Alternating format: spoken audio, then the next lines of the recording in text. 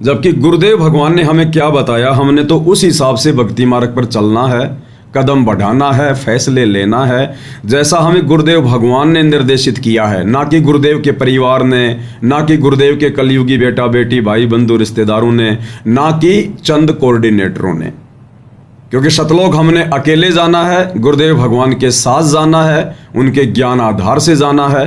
तो भक्ति मार्ग पर भी हमने गुरुदेव के ज्ञान को आधार बनाकर ही चलना होगा। ये देखा देखी का मार्ग नहीं है, ये कबीर परमेश्वर जी का यथार्थ 13वां पंथ है।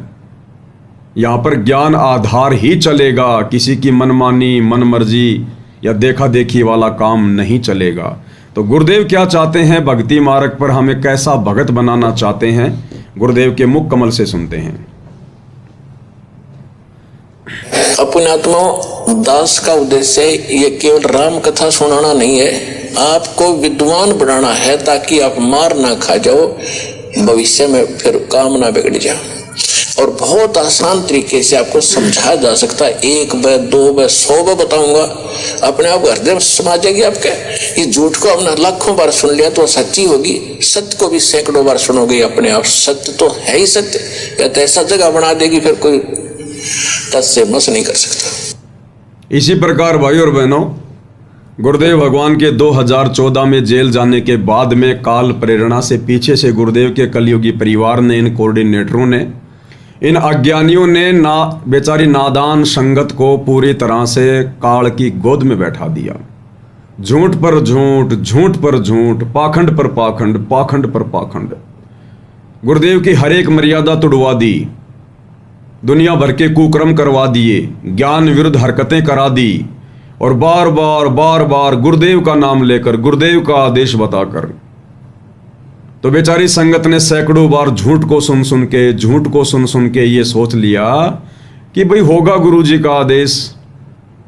अब गुरुदेव ने फिर सात संगतियां शुरू करवाई, उस झूठ के ऊपर प्रहार करवाने के लिए, उस अज्ञान और पाखंड के ऊपर प्रहार करवाने के लिए। और यहाँ पर जो भी बात बताई जाती है साध संगत में, वो गुरुदेव के सत्संगों को आगे रख के बताई जाती है। तो भाई और बहनों, गुरुदेव भगवान कहते हैं कि हमने झूठ को 100 बार सुना, ये नकली साधु संत महात्मा, इनके वचन, इनके प्रवचन, इनकी पुस्तकें, इनका झूठा ज्ञान हमने 100 बार सुना, तो वो झूठ भी हमारे को सत्य नजर आने लगी। और जब आप ये सत्य सुनोगे तो ये तो है ही सत्य, ये तो हृदय में ऐसी जगह बना लेगी, फिर झूठ के लिए कोई नामो निशान नहीं बचेगा। तो इसी प्रकार गुरुदेव के जेल जाने के बाद गुरुदेव के अज्ञानी परिवार ने बेचारी भोली भाली नादान संगत को झूठ पे झूठ बताकर, गुरुदेव के आदेश बताकर, सारे भक्ति विरुद्ध उल्टे कर्म करवाकर उनकी मर्यादाएं तोड़वा रखी है। अब ये सात संगति के माध्यम से जब ये सच संगत में जाएगा, थोड़ा समय अवश्य लगेगा, लेकिन ये सच तो है ही सच।